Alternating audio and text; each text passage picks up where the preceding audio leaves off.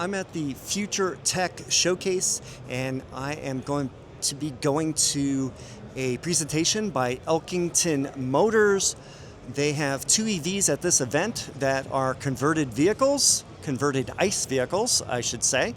And we're going to get a talk about how they do that, and then after I'll show some close-ups of the vehicles themselves. So let's get started.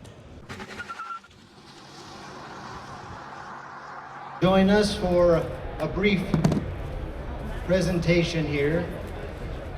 We're going to share some information. I can tend to talk a little bit fast, so you might have to listen a little closely. We're going to share some information about the EV market, what's going on, trends, what do we do at Elkington Motors, and why that might be interesting to you. So I encourage you over on the hall, come join us. All right. So first off, just to start with a little bit of information. So this year, with the in sales of EV, we've had it's a historic sales year. They've sold over 450,000 units this year. So record year in sales. Now the month of October actually increased even more. So it increased by 50% in the month of September. Month of September increased by 50%, and the sales of EV to be about 150,000 units. Now the reason was, anybody know why? Tax credit ending. That's it. Yep, that's it. So tax rebates expired in September. So what do you think happened in October? It dropped, right? So it actually dropped by 66% in sales in the U.S. market. So that is actually an interesting fact to segue into, because that's an OEM problem. That's actually good news for opportunistic aftermarket sellers, distributors, such as yourselves. So another couple interesting points of data here about EV, because we hear a lot, well, is EV a trend? Is it going to stay here? Is it just Tesla? Is it a couple of these other brands? What are we going to do? Well, earlier this year, McKinsey and Company did a global survey with about 50,000 participants. And what they learned is that of those EV, and they're all EV owners, right? So of those EV owners, there we go. I was talking too fast, so let me know. So of those EV owners, about 30% said when they're done with the car, they're going to move over to combustion engine. They're going to go over to ICE. But of those, the other 70% that said they're going to stick with EV, they want to try a different manufacturer if possible. So that's really interesting. So now what that means is that there's going to be a compound effect that we're seeing. So even though we have a drop in sales last month in the EV space, people are very interested. It's just a matter of motivation. Is there going to be a rebate? Is it unique enough? Is it going to match the market? So what that data is telling us is that there's a compound effect taking place. Now it might be equivalent to those nickels and dime of compound effect, but it's growing and we're going to continue to see it. We know that from the survey done by Cox Automotive. In 2022, they surmised that the aftermarket in the EV space was going to be around worth $66 billion approximately. Now what they're projecting is that in 2030, that's going to increase to $350 billion. And again, that's aftermarket EV. So that tells you that there's going to be a lot of opportunity there. There's a lot moving on, but how do you take advantage of it? How do you leverage it? So I'm going to share a little bit of the philosophy, again, with Elkington Motors and what we're doing and how we're going to meet that challenge to help builders, to help buyers be able to get EV the way that they want, in a customized way that works. So as you can see behind me, we're looking at a couple builds here, but Elkington Motors started out with really a problem with what do we do with all of, there's EV, but what do we do with the older cars, the classic cars?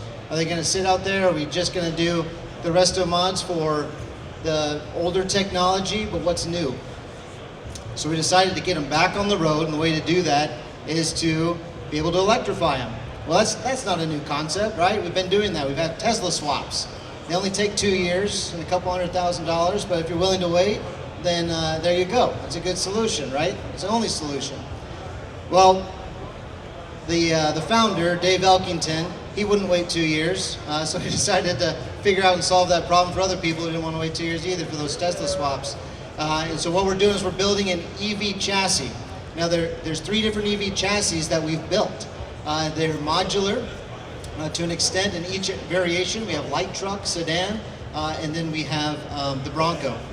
And what we're doing there is we're providing everything that you need within that chassis for a builder to be able to take the chassis, roll it up, and put the body down on it. Once you get that donor car, you get the body you want, you put it down, secure it, get your interior done, get the dashboard and low voltage connected, then install the high voltage battery underneath, and you're ready to go. So what's interesting, it sounds easy when you say that and you think, well, it can't be that easy. There has to be some more difficulty to it. Well, that's the idea. That's where the competitiveness of this and how we can open up really another revenue channel for builders without having to carry extra overhead by having available these customized EV models.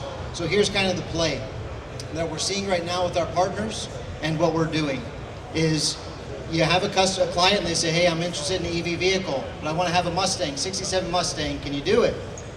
You don't have to hire new experts, you don't need new tools, you don't need new overhead. You just call Elkington Motors and say, we need a chassis. A few months later, you get your chassis rolling up. You're looking at an all-wheel drive, dual motor, 500 horsepower, around 220 mile range. Of course, you're getting all the torque that you could ever offer in an EV build. All new parts, new batteries, new motors, proprietary VCUs, everything that you need in there to be able to optimize and run that car the way that the client's going to run it. So that chassis comes in, depending on the build here. Like I said, we have modular form, so anywhere from 92 to about 110-inch wheelbase. We're going to be able to fit those body types on there. So far, we're around 28, 29 different body types that we can fit on those. So it just simplifies the whole process. It takes out, you don't need to understand and work and be certified in high voltage mechanics. You don't need to be messing with old motors or defective batteries, because let me tell you, defective batteries are a huge issue. We have to go through and monitor each and test each and every one. We have a distributor that we work with, and that these are tested throughout Asia and Europe is what they use in most of the cars out there. They're excellent batteries, but still, all that time that goes into it, you save it, you cut it all out, put it in a chassis, and it's ready to go. So it's a little bit about what we're doing and how builders can really leverage that without, again, having that extra overhead and bringing these classic builds back on the road. Some interesting questions that oftentimes will come up, especially from some of our clients and our partners that we've worked with, is, when you order one, okay, so like, is it really that easy? What about a unibody? Okay, so we've built this. The thing is, we come with these engineering instructions for each of these bodies. So you tell us the body that you're looking for, and we're going to tell you what you need to consider. Maybe some slight modifications. Your unibody, you're going to have to cut out the floorboard, and some other things that you'd have to do with a new rolling chassis either way.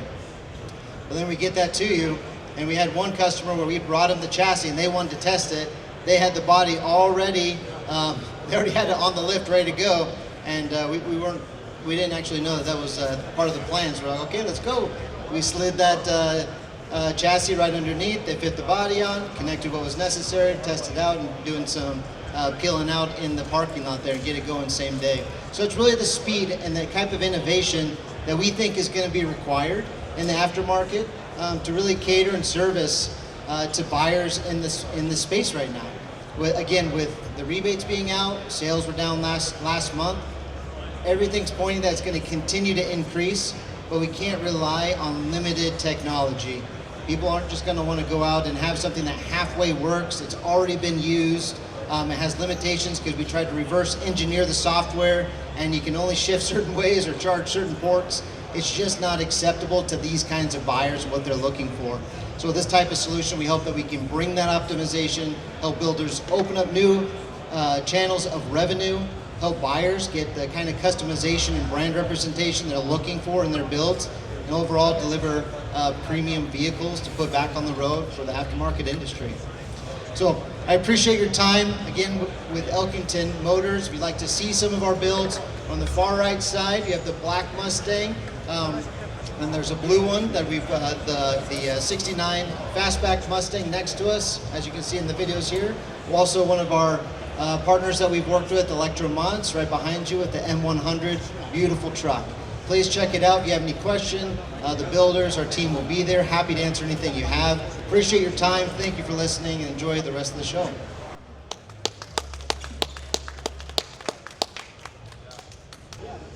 And since you've just seen the presentation, this is an example of the Elkington Performance Chassis. I'll give you some of the information right here. Pretty impressive performance. Battery pack 90 kilowatt hours, 220 mile range, 508 horsepower, top speed 145, torque 112. Wow, 0 to 62.7. So let's have a look at it. Otherwise, from the exterior, you wouldn't know that it was an EV. Everything else is original components.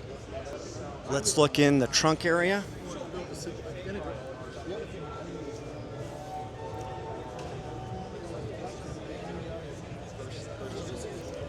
I don't know where they are hiding the batteries because I don't see battery pack anywhere. It must be all under the structure.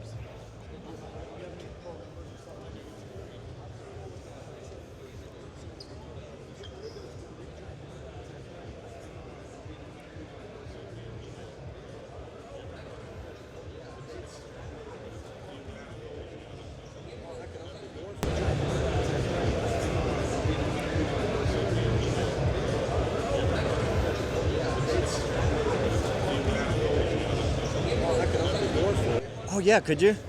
I had my big question was, where are the battery packs located in? Is it just in the between the wheels in the lower? Yeah, interesting. Under the floor pan, and you didn't have to, because you can't really even see. I mean, everything looks stock. Oh, my thing went to sleep. Everything looks on the inside like you would never know. Yeah. We did have to raise the floor for the Did you? batteries to get some ground clearance. But otherwise, it's not like. Everything in the car is exactly the way Yeah. when this body was purchased. This is all the original interior. Original car had 40,000 miles on it. So, was it like the motor gone on it, or The motor was in it, seized up. Yeah. because that's usually what Yeah. when people start to think, well, what am I going to do with it? You know? Yeah. Interesting. The dash cluster had to be replaced so it has instrumentation for the electronics for the. Oh, really? Yeah. So instead of a gas gauge, it's got voltage, battery. Gotcha. Condition. And they just.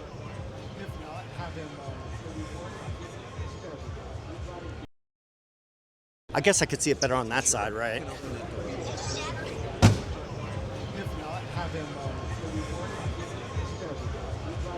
I'll let you do that. So in one of the binnacles,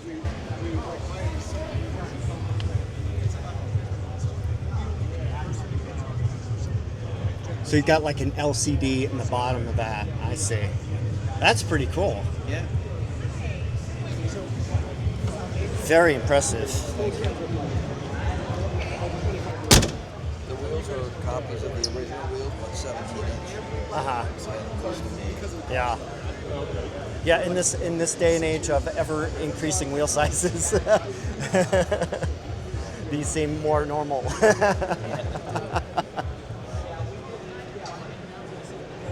And now this is also using a similar Yeah, the platform. The platform from this was the proto. This is their first car, Okay. and then we have a platform from Elkington with some improvements that were developed by building this car. Gotcha. Very cool. Well, thank you for showing me around.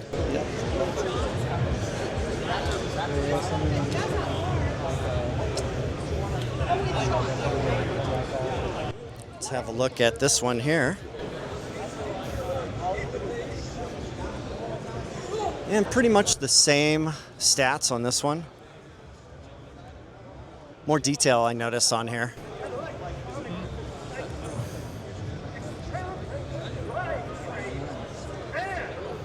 Let's have a look under the hood.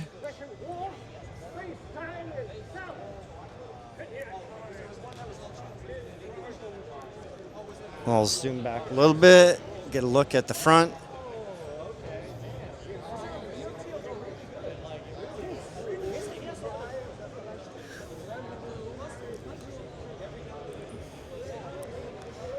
And let's look at this one. And we have a center screen there. Let me zoom back so you can see the side of it.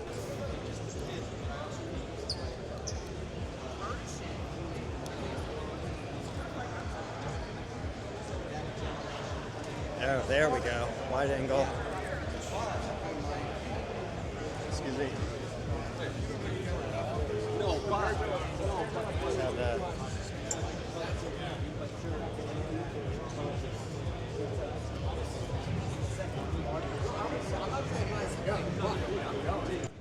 So there we go, the two examples using the Elkington replacement for an existing ICE engine car. Pretty cool. If you have any questions or comments, please leave them down below. Thanks for watching, and I'll see you in the next video.